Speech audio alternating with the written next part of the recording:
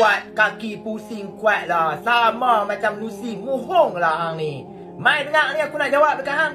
Yang pertama, lah ni, hutang 200,000 yang Sanusi bayar tu hutang KFA, bukan KDAFC.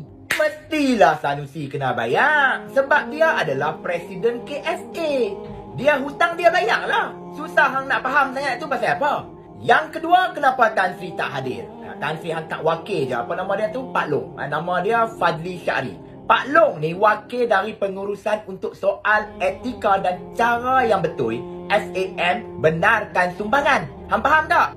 Yang ketiga, yang ni memang berat betul lah hang fitnah Tam. Yang ketiga, fitnah kutipan 5 juta ni.